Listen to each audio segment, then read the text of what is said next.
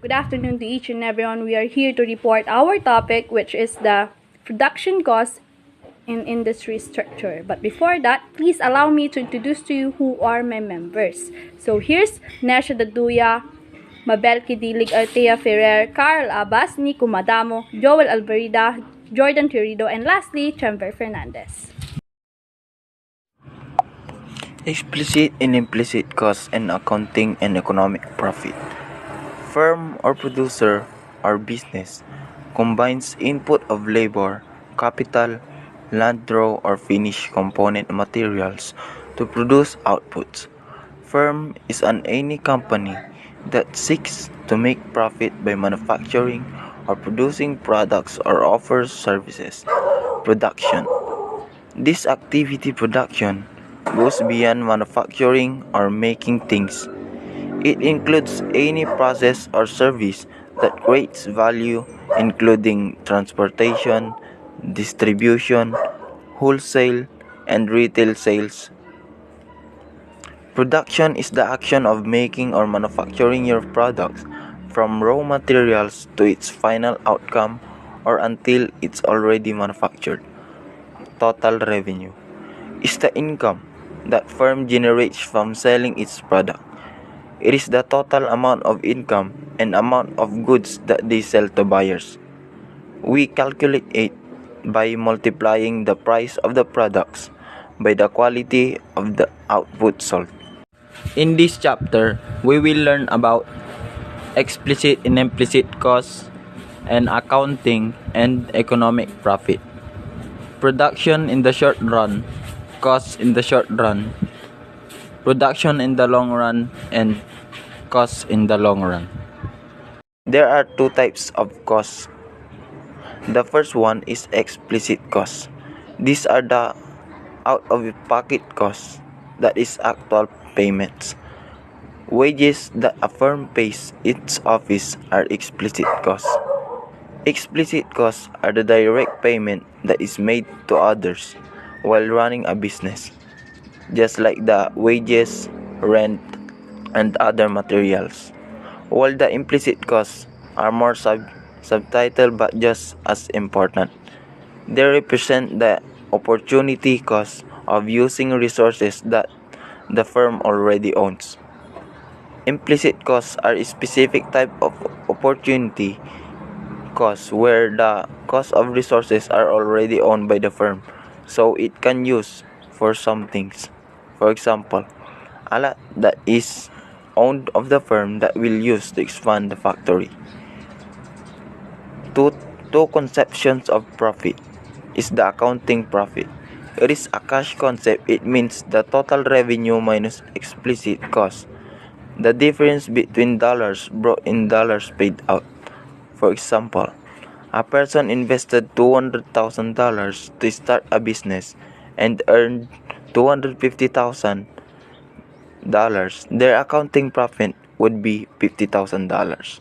While the economic profit is the total revenue minus total costs, including both implicit and explicit costs, or all the costs in all inputs used.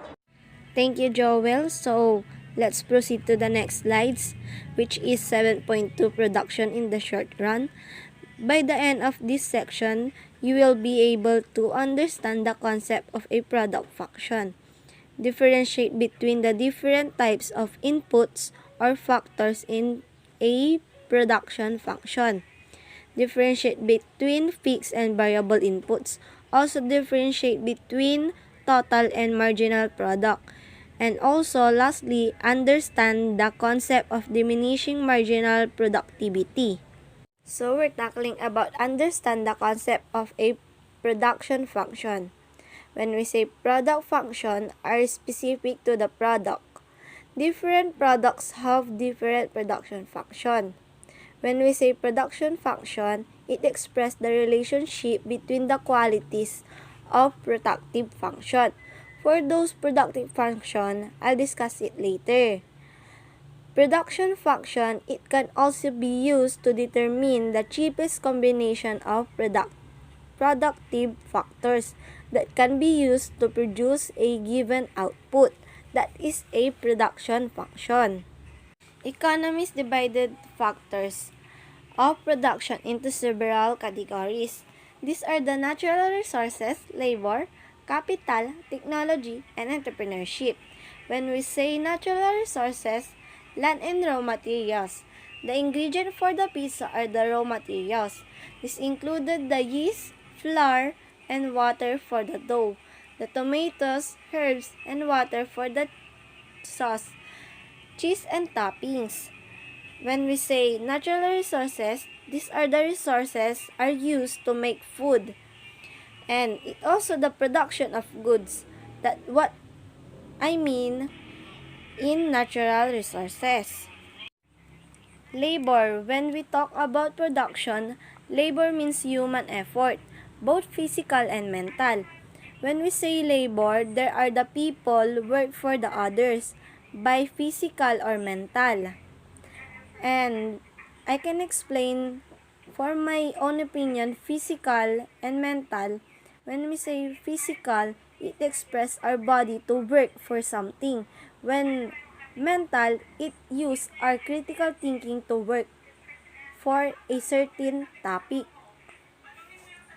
Capital. When economists use the term capital, they do not mean financial capital or money.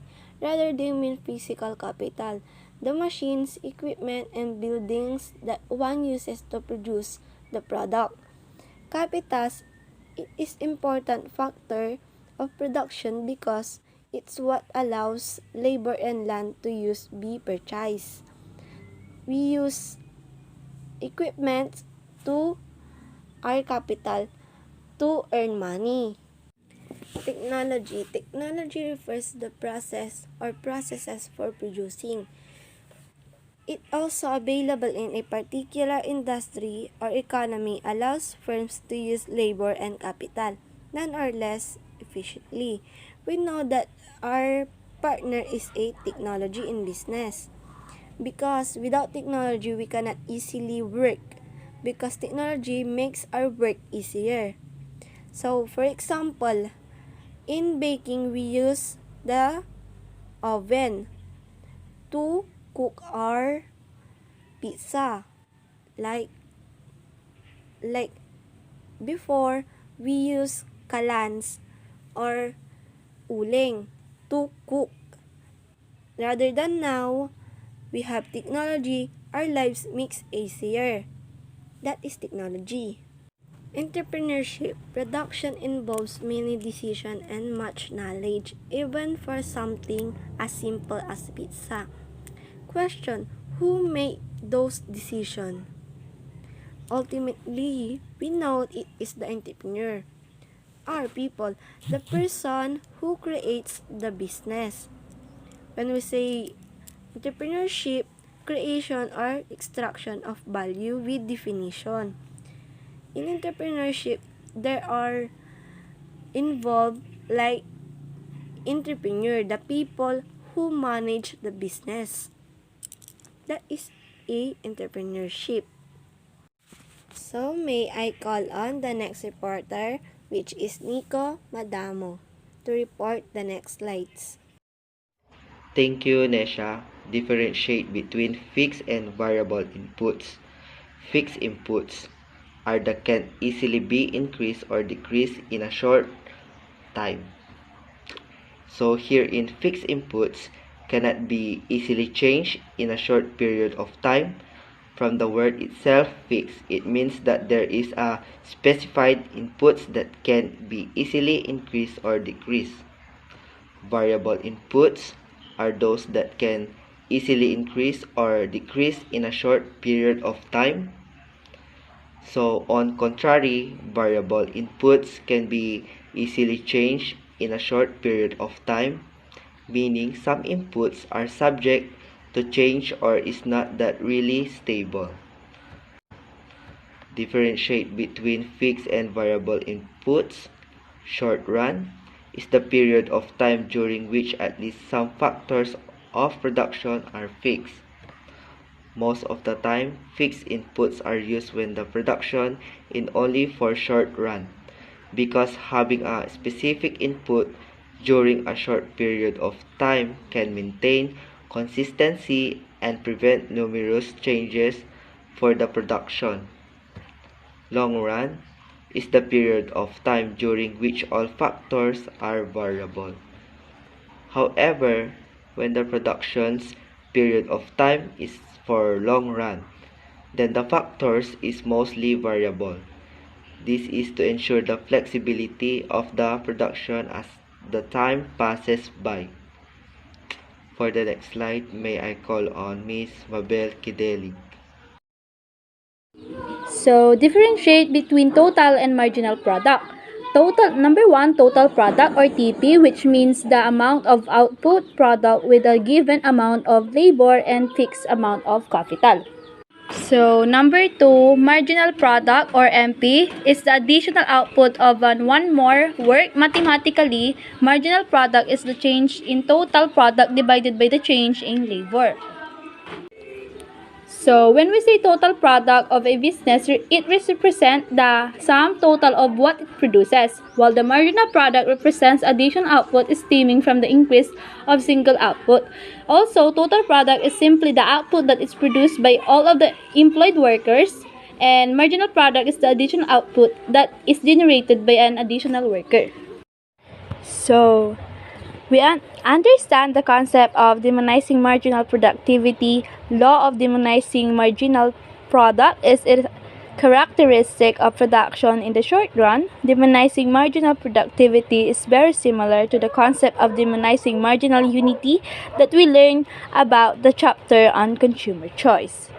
So, demonizing marginal product states that kung patuloy nating itataas ang trabaho ng isang input, it will assuming that the other inputs are fixed, the marginal product, at sa kadahilanan ito, it will increase only up to a particular na level, and it will start failing. But in the other hand, the law of demonizing marginal productivity advantage is gained in a factor of production, at ang productivity na nakuha mula sa bawat kasunod nito na unit na ginawa ay tataas lamang ng bahagya mula sa isang unit patungo sa susunod. So, cost in the short run. By the end of the section, you will able to understand the relationship between production and cost, understand that every factors of production has a corresponding factor price, analyze short-run cost in terms of total cost, fixed variable cost, marginal cost, and average cost, calculate and average profit. So, thank you, Mabel. Understand the relationship between production and cost. Production. Tell us how much output the firm will produce with given amounts of inputs. However, if we think about that backwards, it tells us how many inputs the firm need to produce a given quality of output. Sinasabi sa production kung gaano karaming output ang ilalabas ng isang kumpanya with certain inputs. But if we considered it in reverse, sinasabi nito sa atin kung gaano karaming mga input ang kailangan ng kumpanya upang makagawa ng kalidad na output. Then sa cost, a firm output defined on how much labor or physical capital the firm uses. Ito yung mga halaga or amount ng labor at physical capital na ginagamit ng isang kumpanya to determine its outputs. And layman's term, ito yung mga gastos. Average and marginal cost.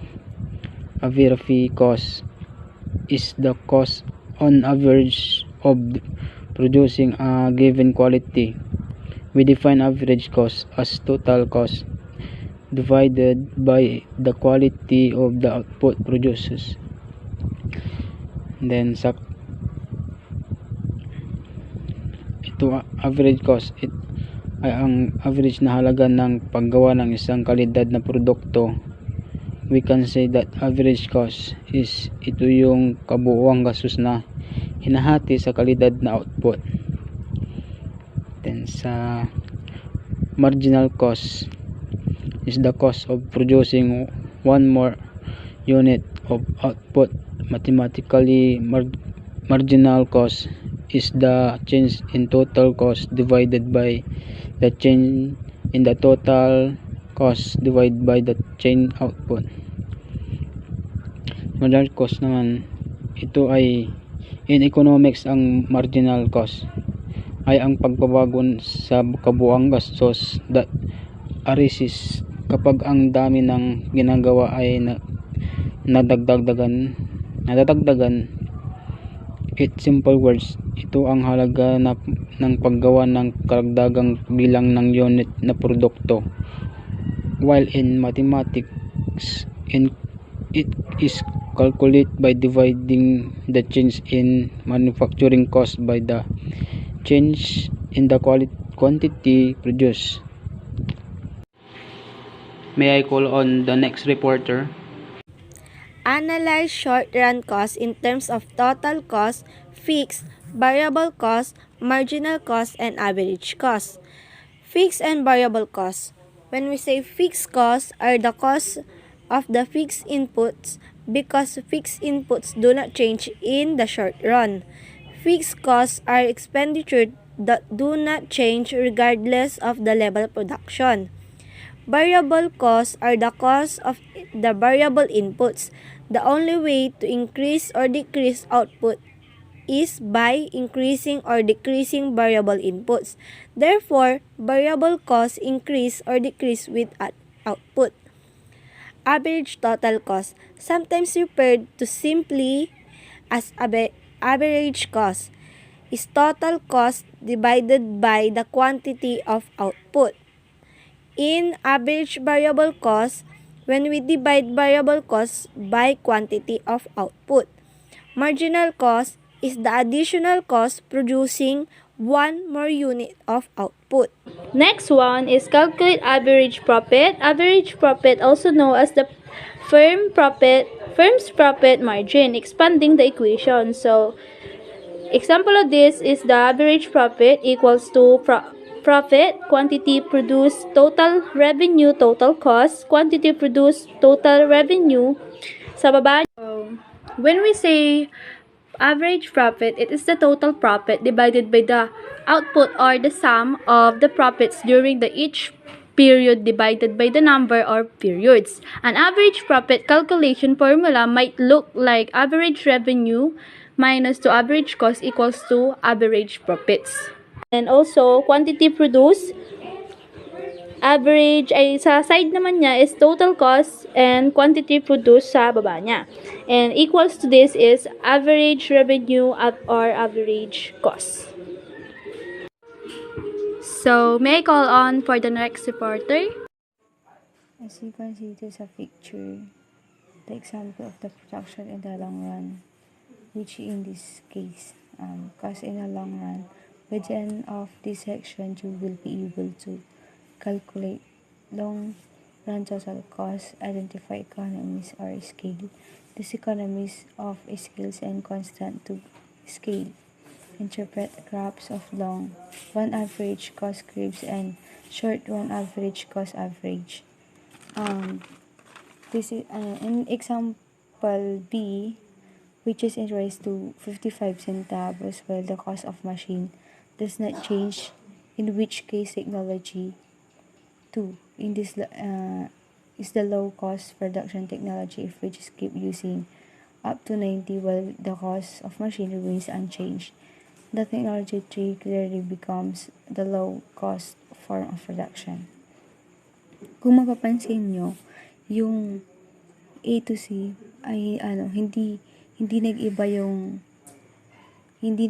sa machine cost nila, pero doon sa labor cost and total ay magkakaiba. Thank you. For the next slide, may I call Jordan Perito. So next, identify the economies or scale. These economies of scale and constant to scale.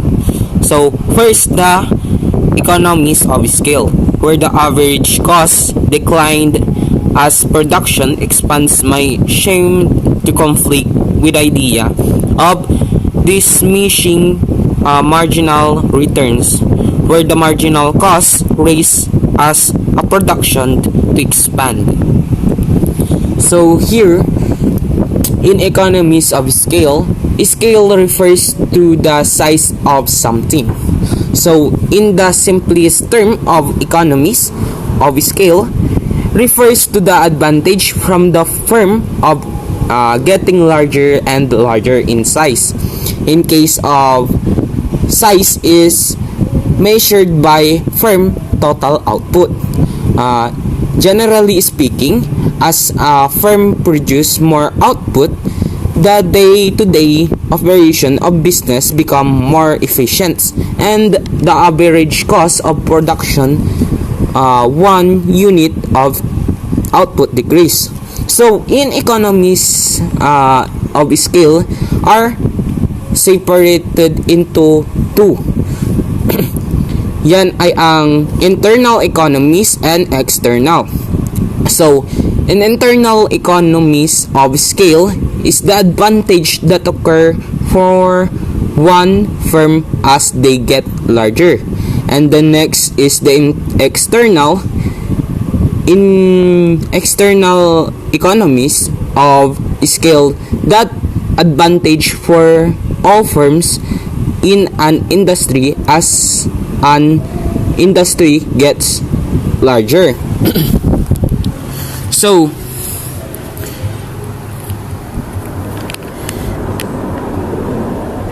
in terms of internal economies, andito yung mga financial incomes, purchasing economies, marketing economies, and technical economies, marginal economies, and risk bring economies. So, in internal, example dyan sa internal economies, like if you have some business like Super Fun Amazing Burger in a famous family run burger chain with a 10 restaurant across the whole Corecon. So dito, the firm has a agreement with a local farmer where they purchase 500 kilo of ground beef every month at a cost of $6 per kilogram.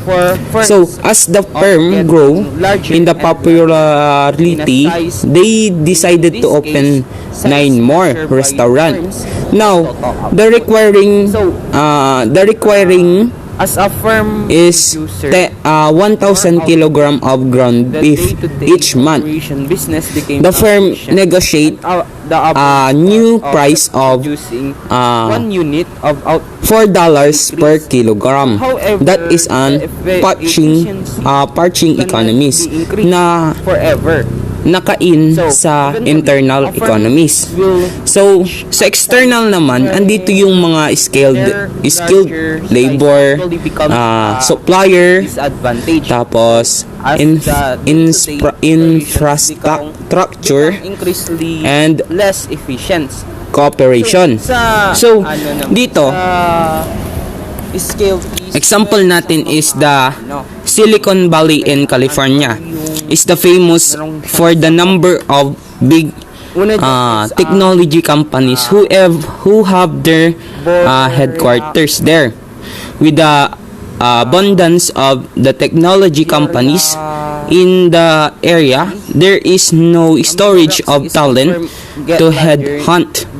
Many young and talented software engineers move to the area in the hope of securing their dream jobs.